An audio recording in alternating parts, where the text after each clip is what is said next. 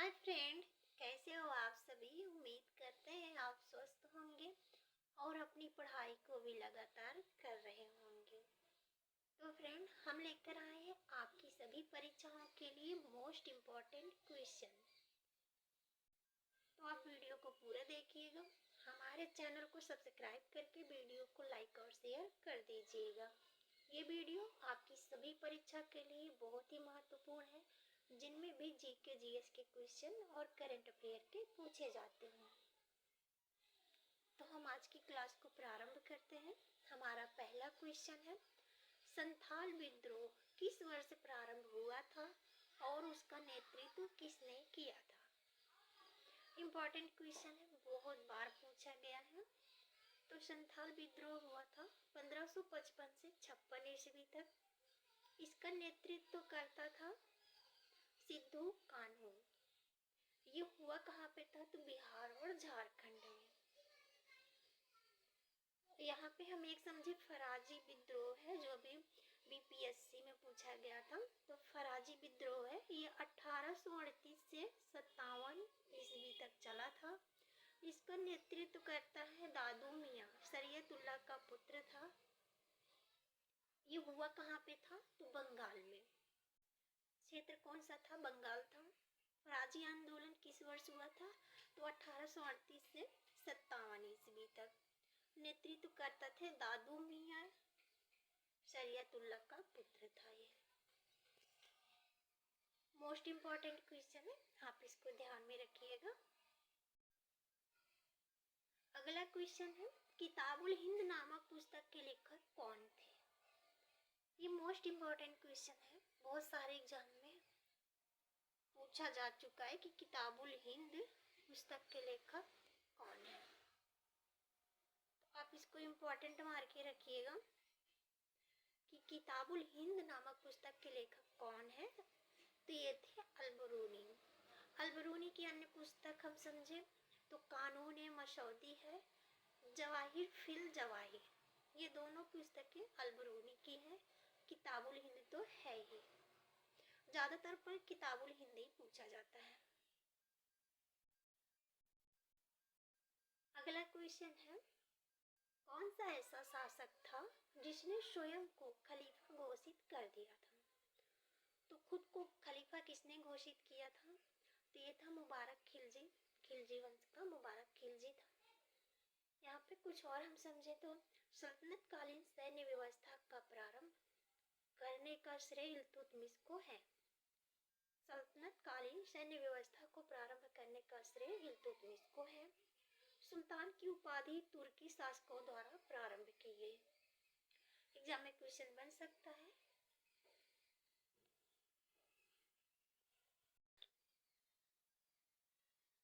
Exam में आपसे question बन सकता है कि सल्तनत कालीन सैन्य व्यवस्था को प्रारंभ किसने किया था, तो इल्तुतमिश ने।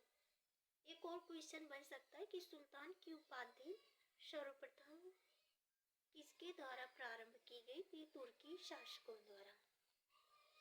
हमारा अगला क्वेश्चन है, अकबर के दरबार का प्रसिद्ध चित्रकार कौन था।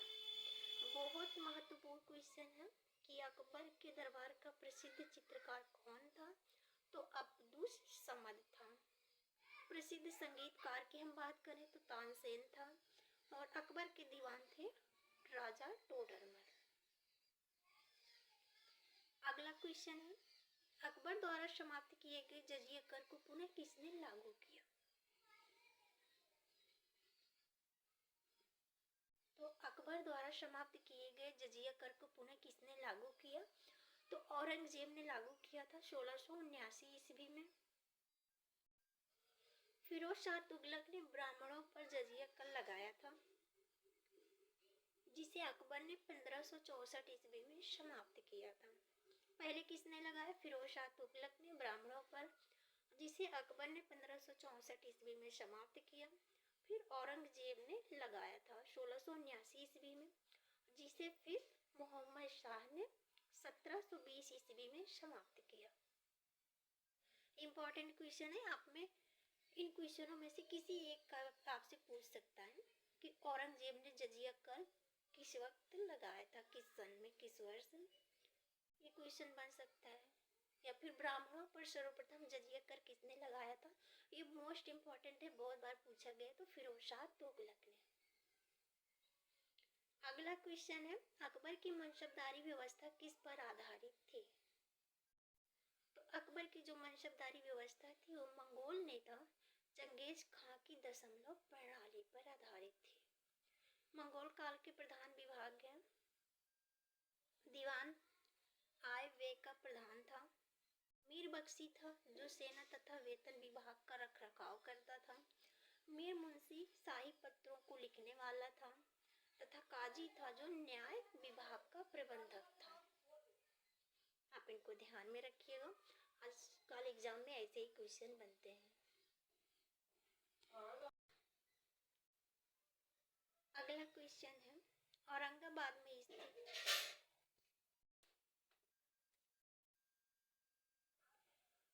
अगला क्वेश्चन है, औरंगाबाद में स्थित राबिया उद दौरानी का मकबरा किसने बनवाया था? तो औरंगाबाद में स्थित है राबिया उद दौरानी का मकबरा। आपसे क्वेश्चन में ऐसे भी तो पूछ सकता है कि राबिया उद दौरानी का मकबरा कहाँ पर स्थित है? तो ये औरंगाबाद में स्थित है। इसे किसने बनवाया था? तो औरंगजेब ने। हम ताजमहल की बात करें, ताजमहल की बात करें तो ताजमहल कहाँ पर है? आगरा में स्थित है। बनवाया था शाहजहां ने इसको। ताजमहल आगरा का शाहजहां ने बनवाया था। बुलंद दरवाजा है, फतेहपुर सीकरी में स्थित है, इसे अकबर ने बनवाया था। शीश महल है, आगरा में है, जिसे शाहजहां ने बनवाया था।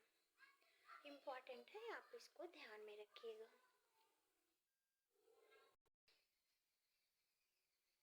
अगला क्वेश्चन है, मुगल सम्राट औरंगजेब ने 1660 ईस्वी में किसे दक्षिण का राज्यपाल नियुक्त किया था? तो किसने नियुक्त किया था मुगल सम्राट औरंगजेब ने 1660 ईस्वी में? तो ये शाइस्ता खां को दक्षिण का राज्यपाल नियुक्त किया। अगला क्वेश्चन है, क्लोरीन की रासायनिक अभिक्रिया के कारण जब वातावरण में क्लोरोफ्यूल ओरोफिल CFC निर्मुक्त होते हैं तो क्या विनिष्ट होते हैं? तो क्वेश्चन आपसे क्या पूछ रहा कि क्लोरीन की रासायनिक अभिक्रिया के कारण जब वातावरण में क्लोरोफ्यूल ओरोफिल CFC निर्मुक्त होते हैं तो क्या विनिष्ट होता है? तो ओजोन मॉलिक्यूल। अगला क्वेश्चन है, प्रतिदीप्ति ट्यूब में प्रायः किस पदार्थ का उपयोग किया जाता है? तो ये मरकरी वास्तु तथा आर्गन का उपयोग किया जाता है।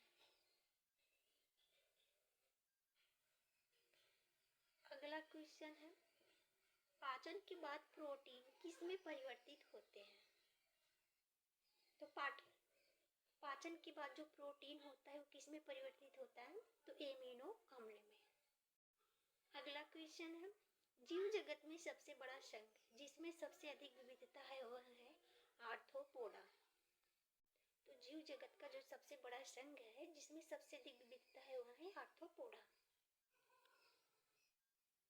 अगला क्वेश्चन है, कौन सा हार्मोन मानव शरीर में रक्त कैल्शियम तथा फास्फेट को नियंत्रित करता है?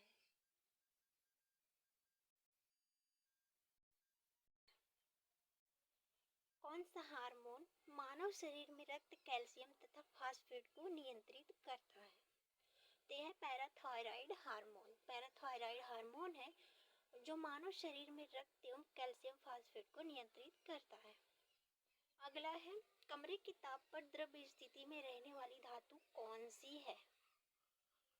तो कौन सी धातु है जो कमरे के ताप पर द्रव्य स्थिति में रहती है? तो है पारा। अगला क्वेश्चन है, हाल ही में किस राज्य की अजरक वस्त्रकला को GI टैग प्रदान किया गया? तो यह गुजरात की अजरक वस्त्रकला जिसे हाल ही में GI टैग दिया गया। अगला क्वेश्चन है, हाल ही में भारत सरकार को किस देश की कांकेर सतुरई बंदरगाह को नवीनीकरण परियोजना का अधिकार मिला है। तो भारत सरकार को किस देश की कांकेर चतुरई बंदरगाह को नवीनीकरण परियोजना का अधिकार मिला है? तो ये है श्रीलंका। अगला क्वेश्चन है, हाल ही में आपराधिक न्याय प्रशासन सम्मेलन का आयोजन कहाँ प्रारंभ हुआ है? तो आपराधिक न्याय प्रशासन सम्मेलन का आयोजन कहाँ पे प्रारंभ हुआ? तो ये हुआ गुवाहाटी में। अगला क्वेश्चन है, हाल ही में जीएसटी अपीलीय न्यायाधिकरण के प्रमुख पद पर किसे नियुक्त किया गया है? तो क्वेश्चन क्या पूछ रहा कि जीएसटी अपीलीय न्यायाधिकरण के प्रमुख पद पर किसे नियुक्त किया गया? तो यह संजय कुमार मिश्रा। अगला क्वेश्चन है, हाल ही में किस देश का ज्वालामुखी माउंट सेमरू में भयंकर विस्फोट हुआ है? तो किस देश का ज्वालामुखी माउंट सेमरू है जिसमें भयंकर विस्फोट हुआ? तो ये इंडोनेशिया का है। अगला है, हाल ही में प्रारंभ किया गया ग्यालसूंग प्रोजेक्ट किस देश से जुड़ा हुआ है? तो ग्यालसूंग प्रोजेक्ट किस देश में प्रारंभ हुआ? भूटान में।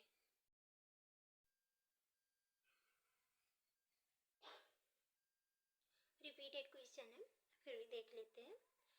किस देश का ज्वालामुखी माउंट सेमरू में भयंकर विस्फोट हुआ है? तो ये इंडोनेशिया का ज्वालामुखी है। अगला क्वेश्चन है, हाल ही में प्रारंभ किया गया ग्यालसूंग प्रोजेक्ट किस देश से जुड़ा हुआ है? तो भूटान से। अगला है, सैयद मुश्ताक अली ट्रॉफी 2024 किसने जीता? तो सैयद मुश्ताक अली ट्रॉफी है 2024 से मुंबई टीम ने जीता है। किसे हरा के? तो मध्य प्रदेश की टीम को हराकर।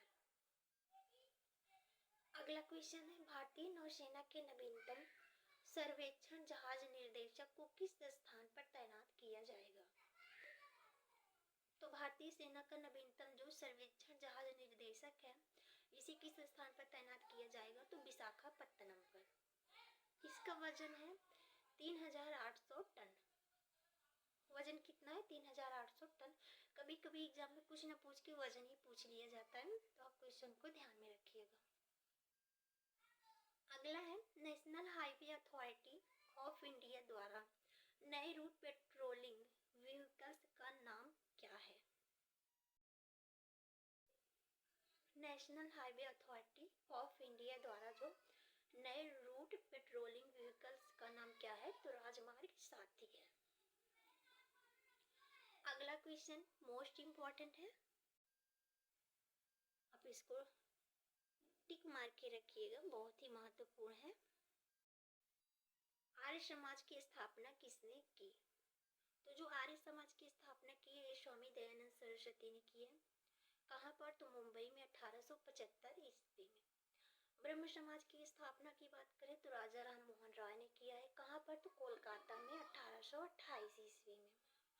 यहाँ पर हम बात करें अगर कई बार एग्जाम के बहुत बार पूछा जाता है, बीपीएससी में भी पूछा गया है। रामकृष्ण मिशन की स्थापना इसे किया था विवेकानंद जी ने। कब किया था? तो 1896 में। और इन्होंने वेलूर मठ की स्थापना की थी 1887 में, विवेकानंद जी ने। आप इनको ध्यान में रखिएगा। अगला क्वेश्चन है, हाल ही में राष्ट्रीय स्वच्छ ऊर्जा शिखर सम्मेलन 2024 का आयोजन कहाँ हुआ? जो राष्ट्रीय स्वच्छ ऊर्जा शिखर सम्मेलन 2024 का था इसका आयोजन सिंगापुर में हुआ। हम इसकी थीम की बात करें तो नीति, वित्त और प्रौद्योगिकी का एकीकरण, जलवायु कार्रवाई और स्थिरता को बढ़ावा देना। अगला है और लास्ट क्वेश्चन है,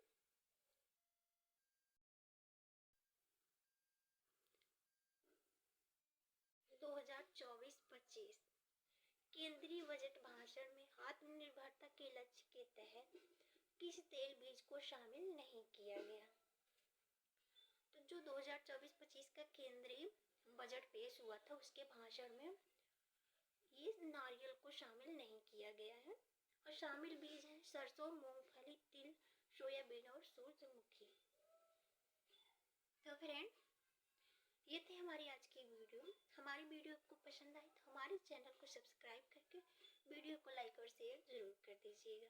हम हम हमेशा कोशिश करते हैं कि आपके लिए उन क्वेश्चन को लाएं जो एग्ज़ाम के लिए महत्वपूर्ण हो और जिनकी आने की संभावनाएं हो। और ज़्यादातर हम उन्हीं क्वेश्चनों को लेते हैं जो एग्ज़ाम में पूछे जाते हैं या जिन टॉपिक से एग्ज़ाम में पूछे जाते हैं। तो थैंक यू, धन्यवाद। अपना ख्याल रखिएगा, ठंडी बढ़ रही है।